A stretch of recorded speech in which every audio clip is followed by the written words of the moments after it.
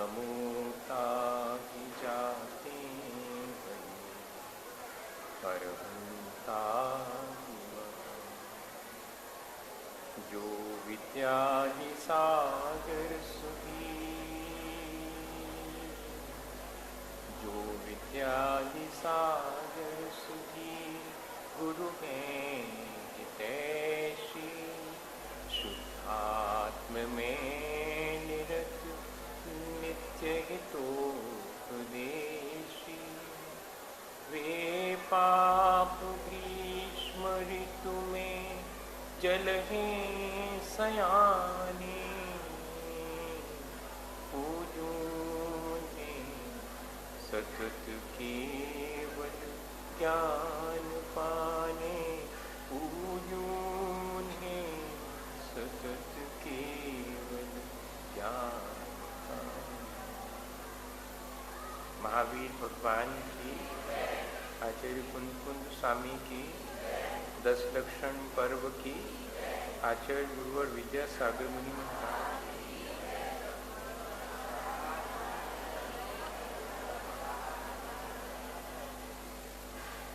हम सब लोग अपने जीवन को अच्छा बनाने के लिए पिछले दिनों से लगातार जैसा आचार्य भगवंतों ने हमारे जीवन को अच्छा बनाने के लिए धर्म का उपदेश दिया है, धर्म धारण करने के लिए हमें कहा है, तो हम उसी दिशा में विचार भी कर रहे हैं और धारण करने के लिए यथाशक्ति प्रयत्न भी कर रहे हैं।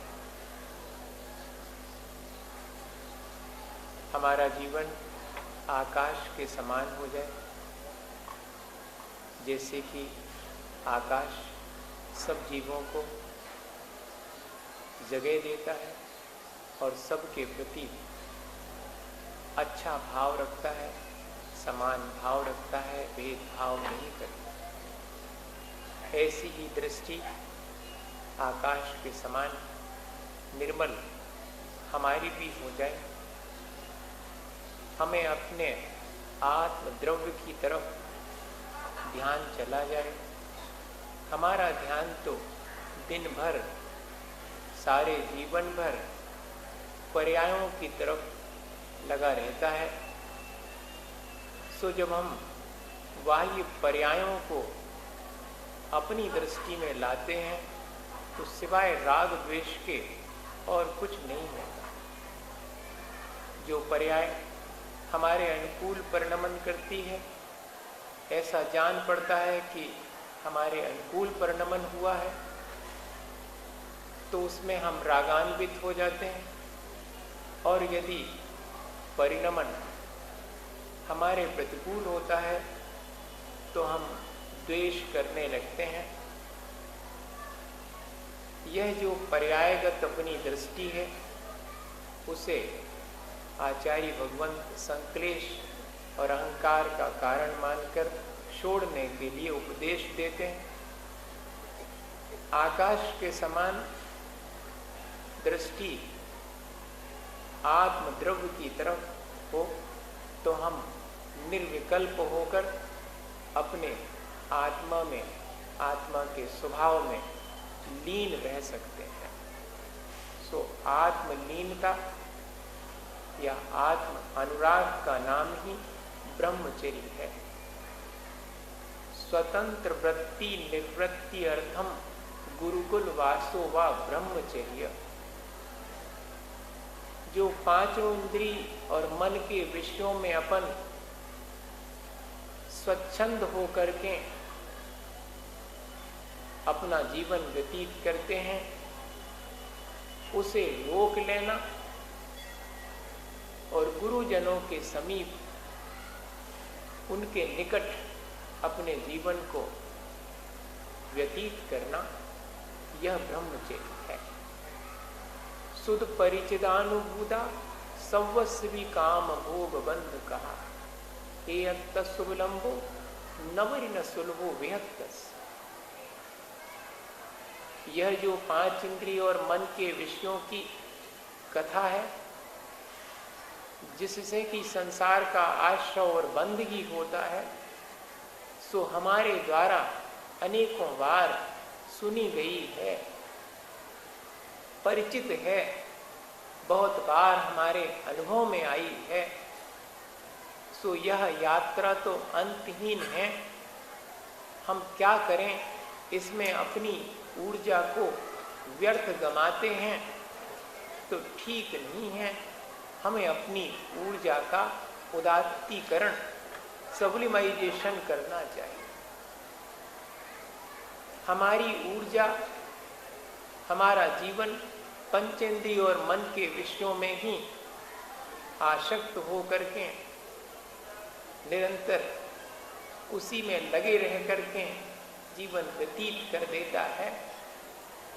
और यदि हम उस तरफ से अपना जीवन हटा करके अपनी ऊर्जा को सुरक्षित करें, संचित करें और तपस्या की तरफ लगा करके अपने जीवन का कल्याण करें, वीतरागता का अनुभव करें, तो यही ब्रह्मचर्य है। तो ऊर्जा का उदात्तीकरण करना भी ब्रह्मचर्य है। और तीसरे नंबर पर लिखा हुआ है कि अपने जीवन में मातृत्व का विकास करने का नाम ही ब्रह्मचर्य है। बाह्य और अंतरंग दो प्रकार से ब्रह्मचर्य का पालन करने को आचार्य भगवंतों ने कहा। बाह्य में तो जो 5 इंद्रिय और मन के विषय हैं, उनके प्रति हमारे मन में जो उनका सेवन करने की इच्छा होती है, सो उसे त्याग कर देना। बाह्य पंचेंद्रिय और मन के विषयों का त्याग करते हैं, सो यह काम सेवन इत्यादि का त्याग करते हैं, सो यह ब्रह्मचर्य है। और अंतरंग में परिणामों की जितनी निर्मलता होती चली जाती है, उतना ब्रह्मचर्य घटित होता चला जाता है। जितनी वीतरागता मन के भीतर आती चली जाती है, रिश्तों में जितनी पवित्रता आती चली जाती है, उतना ही ब्रह्मचर्य हमारे जीवन में घटित होता है। सिर्फ मनुष्य है चारों गतियों में जिसने कि रिश्ते बनाए और उनका निर्वाह करता है, और रिश्तों के बीच जो एक पवित्रता है वो निरंतर कायम रखता है। पशु जगत में, देवों में, नारकियों में रिश्ते नहीं हैं।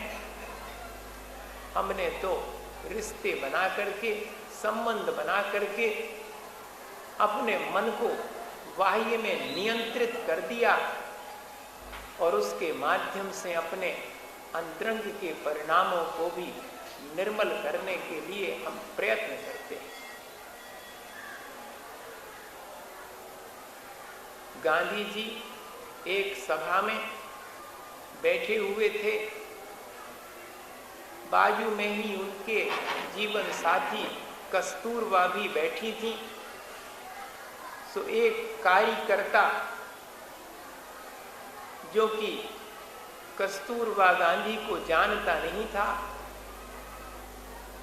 वो गांधी जी से अज्ञानतावश गैर जानकारी में पूछने लगा कि ये जो बाजू में आपके बैठी हुई हैं, ये क्या आपकी माँ हैं? सो क्षण भर को गांधी जी मौन रहे, फिर उस कार्यकर्ता से बोले कि हाँ, ये मेरी माँ है। तो सारे लोग हंसने लगे। जानते थे वो कि कस्तूरबा तो गांधी जी की जीवन साथी हैं। इसे पूछना नहीं था कार्यकर्ता को, इतना भी नहीं जानता। लेकिन गांधी जी ने जैसा जवाब दिया, सो वह जवाब सुन करके सब लोग हंसने लगे। तो गांधी जी ने कहा कि हंसो मत, मेरे लिए तो अब कस्तूरबा माँ के समान ही है। मुझे थपकी दे करके सुलाती हैं, सुबह हिला करके जगाती हैं, नहलाती हैं, पंखा हाथ में लेकर के बैठ जाती, सो मुझे थाली पर भोजन कराती हैं। अब तो मेरे प्रति जैसे कि बचपन में माँ अपने बच्चे का पालन पोषण करती है, वैसा ही उनका भी भाव है। सो उसके बाद जीवन भर साथ में तो रही कस्तूरबा, लेकिन गांधी जी के मन में उनके प्रति मातृत्व का भाव जागृत हो। जैनेन्द्र कुमार थे, उन्होंने लिखा कि मैं अपने पिता की जीवन साथी को अपनी माँ कहता हूं, सो यह तो ठीक है। जिस दिन मैं अपने बच्चों की माँ को भी माँ कहने लगूं, उस दिन मेरे जीवन में ब्रह्मचर्य घटित हो जाए। ऐसा रिश्तों की पवित्रता का ये पर्व है। हमें भी ऐसा प्रयत्न करना चाहिए कि हमारी भाव दशा में भी ऐसी निर्मलता आवे। सन 1978 में हमारी बुआ जी आचार्य महाराज के दर्शन के लिए गई। वहां पर आचार्य महाराज से ब्रह्मचर्यव्रत ले लिया। हम तो जानते नहीं थे, सो हमने बाहर आकर के बुआ जी से कहा कि आपने कौन सा व्रत लिया, क्या होता है इस व्रत में। सो मुझे छोटा जान करके बुआ जी बोली कि बेटे तुम्हें कैसे समझाऊं, कभी अवसर मिलेगा तो मैं तुम्हें समझाऊं। और बात आई गई हो गई। बरस 2 वर्ष के बाद बुआ जी के घर पर मैं बैठा हुआ था पलंग के ऊपर। सो वहीं पर एक बाजू में आकर के बुआ जी बैठ गईं और 5-10 मिनट ही हुए थे कि बुआ जी के जीवन साथी जो फूफा जी थे वो भी आ गए। सो वो तो बैठने लगे कुर्सी के ऊपर, तो बुआ जी ने कहा कि मेरे एक तरफ इसी पलंग पर आकर के बैठ जाओ। समझ नहीं पाए, न मैं समझ पाया। क्षण भर के बाद ही दोनों तरफ, बुआ जी के एक तरफ मैं बैठा हूं, एक तरफ उनके जीवन साथी बैठे हुए हैं, दोनों के ऊपर अपना एक एक हाथ रख करके बोली कि तुम मेरे से ब्रह्मचर्य के बारे में पूछते थे, सो जैसी धारा मेरी इस हाथ में प्रेम से भरी हुई अनाशक्त तुम्हारे तरफ बह रही है, जिस दिन तुम्हारे बुआ फूफा जी की तरफ भी, अपने जीवन साथी की तरफ भी वैसी ही पवित्र और अनाशक्त धारा इस हाथ में बहने लगी थी, तो मेरा ब्रह्मचर्य। भैया 7 हाथ की बाहर से दूरी रहवे और भीतर में 1 इंची की दूरी न रहवे तो का काम की 7 हाथ की दूरी, जा बताओ। है तो बहुत अच्छी 7 हाथ की दूरी, निमित्त से बचने के लिए कहा गया, लेकिन निमित्त से बचने के साथ साथ हमारे उपादान को संभालने की बात भी कही गई है, वो हम भूल जाते हैं। आचार्य श्री ने सन 1982 में एक कविता पढ़ करके सुनाई थी। ईसरी में किसी पत्रिका में निकली थी कि कोई साधु बन जाता है तो गेरुआ रंग के वस्त्र धारण कर लेता है।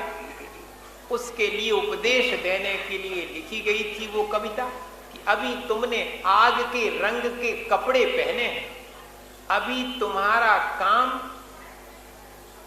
आग में तपस्या की जला नहीं है, अभी तो तुम्हें स्त्री और पुरुष में फर्क नजर आता है, अभी तो तुम्हें स्त्री और पुरुष में फर्क नजर आता है, स्त्री के पीछे दौड़ना और स्त्री से दूर दौड़ भागना, यात्रा दोनों में जारी है। अभी तुम्हारी मोक्ष की यात्रा शुरू नहीं हुई। आशय क्या था कि भाई जितना नेगेशन होगा उसमें कहीं अंतरंग में अट्रैक्शन न छुपा हो, यह भाव मैं अपने भीतर परखता रहूं। मेरे भावों में वैसी निर्मलता आई है कि नहीं आई, जैसे कि मैं बाहर से प्रयास करता हूं उस निर्मलता को पाने का। आचार्य भगवंतों ने ऐसी ही निर्मलता को ब्रह्मचर्य कहा। दो बौद्ध भिक्षु चले जा रहे थे, रास्ते से जाते समय अचानक नदी किनारे गुजरते हुए देखा कि एक कोई डूब रहा है नदी में और बचाने के लिए कह रहा है। सो उसमें से जो युवा भिक्षु थे, तैर के जानते थे, उन्होंने ज्यादा विचार नहीं किया और नदी में छलांग लगा करके और उस डूबते हुए व्यक्ति को बचा करके किनारे पर रख दिया। जब देखा कि वह तो कोई बहन है, तब जो साथ में एक और भिक्षु थे वो कहने लगे कि अरे तुमने तो स्पर्श कर लिया, अब तो तुम्हें प्रायश्चित लेना चाहिए। मैं तो अभी जाकर के बुद्ध से कहूंगा कि इन भिक्षु ने स्पर्श किया है बहन का, इसलिए इनको आप प्रायश्चित दो। सो पूरे रास्ते उस व्यक्ति को, उस भिक्षु को टॉर्चर करते रहे और जाकर के जैसे ही बुद्ध को प्रणाम करके बैठे, सो पहले नंबर उन्होंने शिकायत करी कि ये जो भिक्षु हैं, जो नए नए बने हैं, इनको मालूम नहीं है, इन्होंने उसका बहन का स्पर्श किया, डूबती थी पानी में, सो उसे किनारे पर रख दिया, बचा लिया, इन्हें प्रायश्चित दो आप, ऐसा बुद्ध से कहा। सो बुद्ध ने जब सारी घटना सुनी, सो जिस भिक्षु ने शिकायत करी थी उसी से कहा कि तुम ले लो प्रायश्चित। उसने कहा वाह, इन्होंने स्पर्श किया और प्रायश्चित मुझे दे रहे, हम तो इनकी शिकायत कर रहे। बोले सुनो, उसने तो जीवन बचाने के लिए उसे वहीं नदी के किनारे उतार करके रख दिया, तुम तो इतने तक धोखे ले आए, अबे तक तुम्हारे ख्याल में है। सो इस बात का प्रायश्चित ले लो। भैया भाव दशा मुख्य है, ऐसा नहीं कि अपन बाहर से तो इंतजाम करें ब्रह्मचर्य धारण करने का और अपने अंतरंग में आसक्ति बनी रहे। बाह्य में भी इंतजाम काहे के लिए किया? अपने अंतरंग की विशुद्धि के लिए। सो अंतरंग की विशुद्धि तो नहीं आ पाई, सिर्फ बाहर से अपन ने दूर रहने का इंतजाम कर लिया और अपने को मान लिया कि हम बहुत ब्रह्मचर्य के साधक हैं। नहीं भाई, थोड़े और ऊंचे उठना चाहिए, अपने भावों में भी निर्मलता के लिए प्रयत्न करना चाहिए। सुखदेव थे, उनके पुत्र 20 वर्ष में ही वैराग को प्राप्त हो गए। सो वैराग को प्राप्त होकर के समस्त वस्त्रों का त्याग करके घर से जंगल की तरफ निकल पड़े। सुखदेव उनको, जो उनके पिताजी थे, समझाने के लिए उनके पीछे पीछे चले। नदी के किनारे से गुजरते समय वहां पर मां बहनें स्नान कर रही थीं। सो सुखदेव के पुत्र, जो कि वस्त्र उतार करके जंगल में विरक्त होकर के जा रहे थे, जब वे गुजरे वहां से तो किसी ने कोई रिएक्शन नहीं किया, कोई प्रतिक्रिया नहीं की। और जैसे ही सुखदेव वहां से गुजरने लगे तो सबने अपने अपने कपड़े संभालना शुरू कर दिया।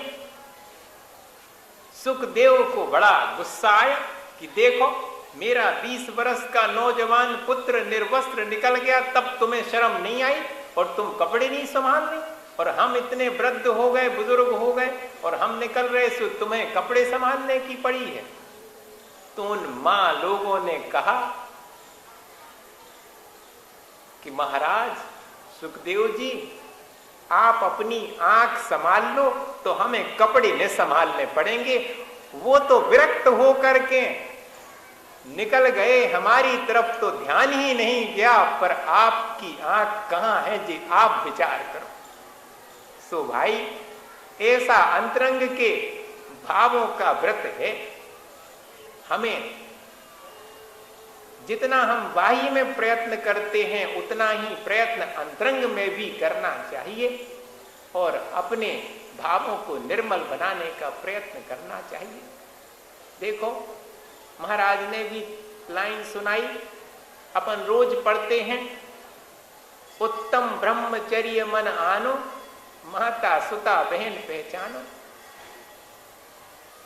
3 ही खाने रखे हैं, चौथा कोई नहीं रखा। वो हमारी आसक्ति है जो कि हम बना लेते हैं। बाकी तो रिश्ते, जो पवित्रता रिश्तों के बीच है, वो तो माँ और बहन और बेटी के ही रिश्तों में है।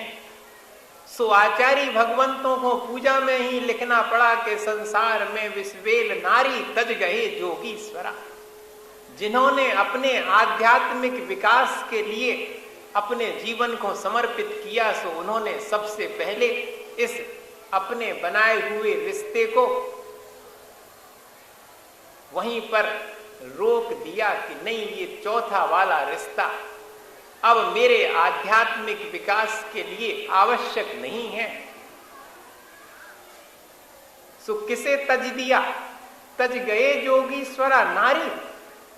ये नहीं लिखा उसमें कि संसार में विश्वेल मां तज गए जोगीश्वरा, संसार में विश्वेल बहन तज गए जोगीश्वरा, बेटी तज गए जोगीश्वरा। नहीं, नारी तज गए जोगीश्वरा। जो मां बहन या बेटी के प्रति मेरा आसक्ति का, वासना का भाव है, उसे छोड़ने पर ही आध्यात्मिक विकास होगा।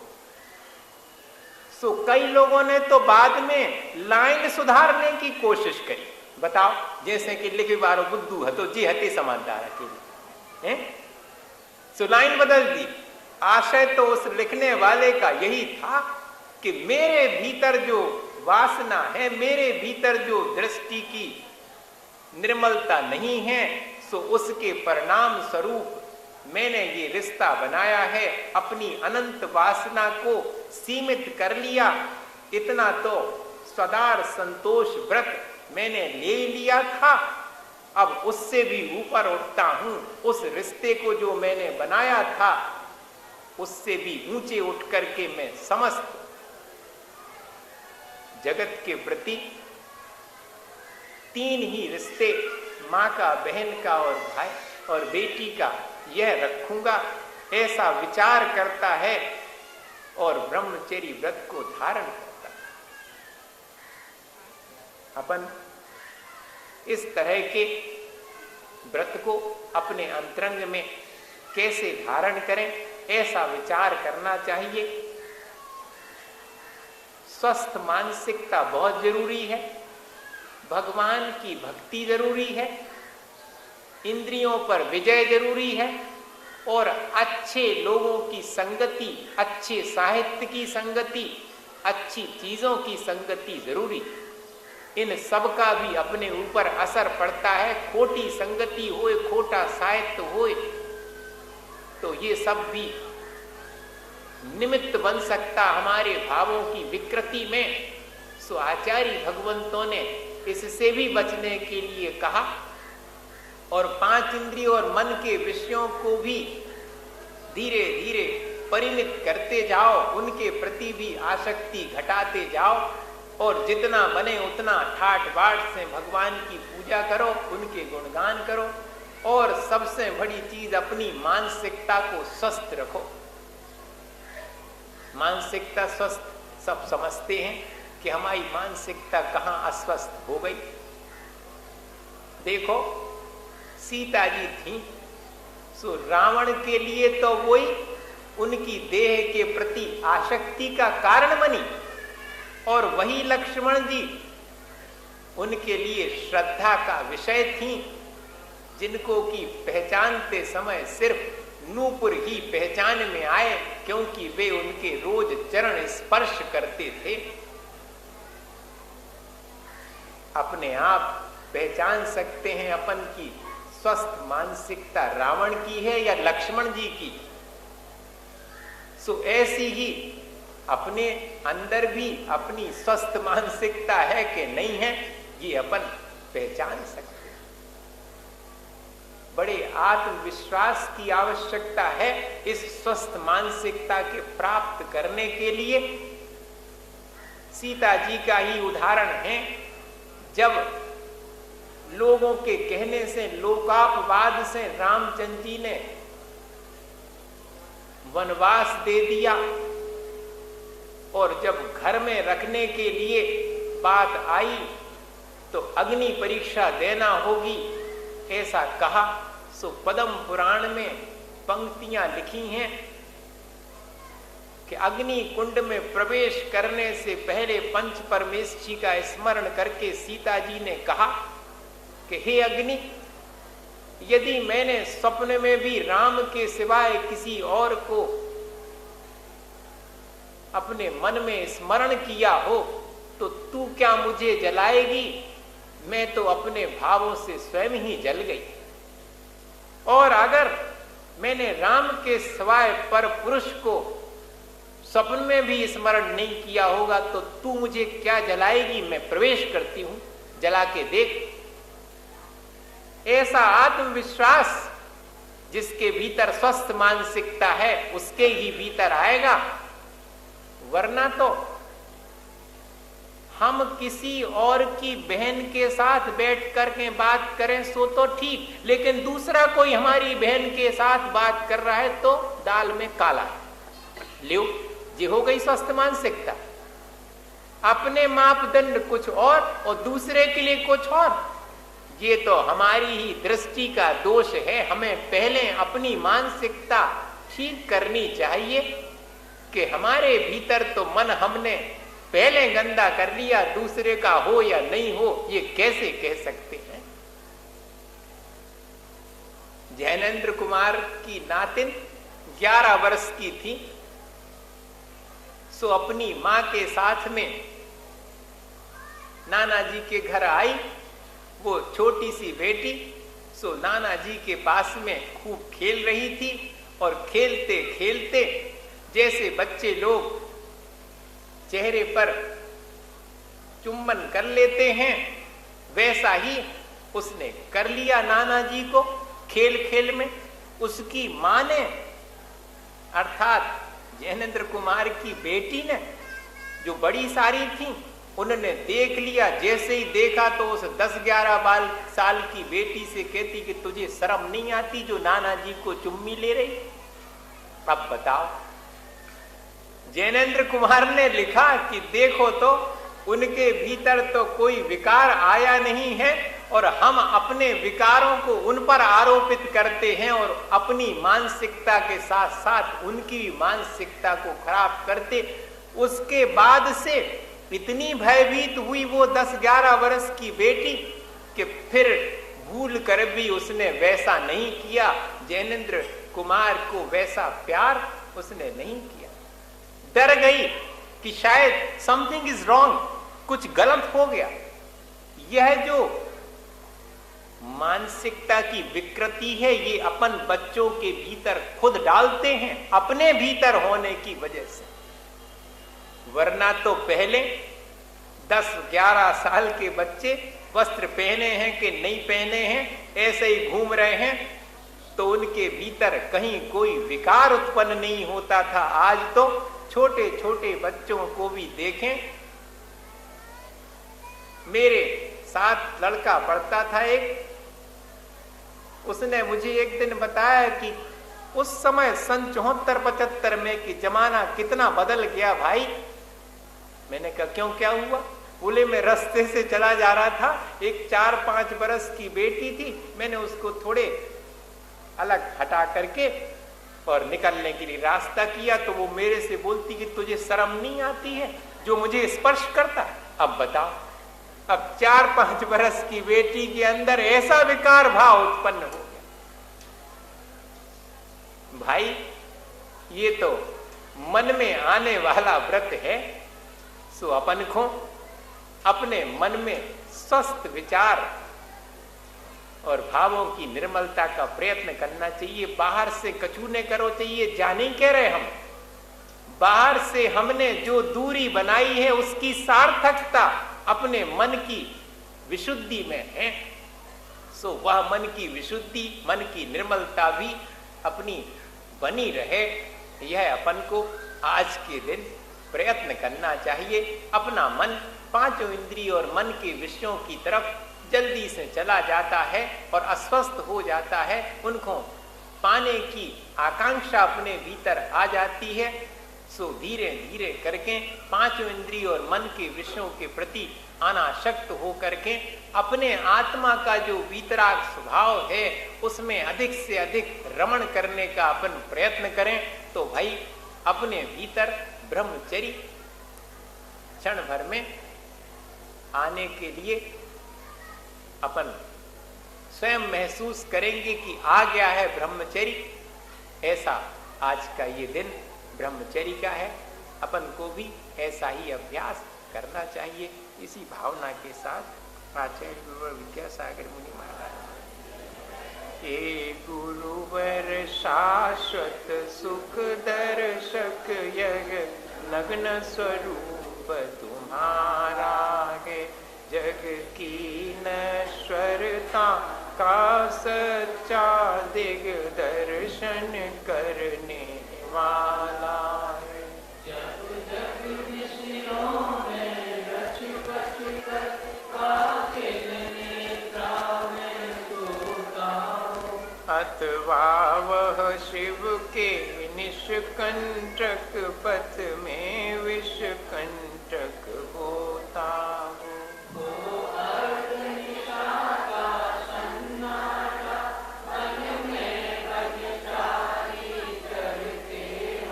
तब शांत निराकुल मानस तुम तत्वों का चिंतन करते हो।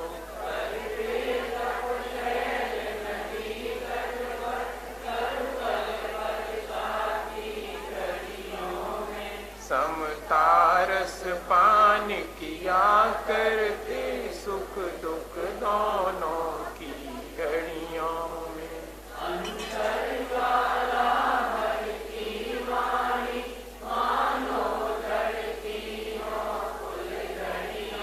भव बंधन तड़ तड़ टूट पड़े, खिल जावे अंतर की कलियां।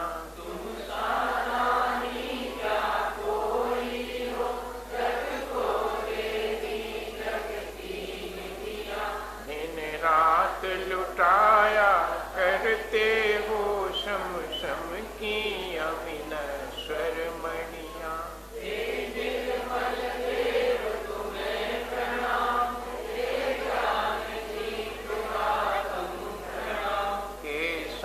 त्याग के मूर्तिमान शिव पथ पंथी गुरुवर प्रणाम।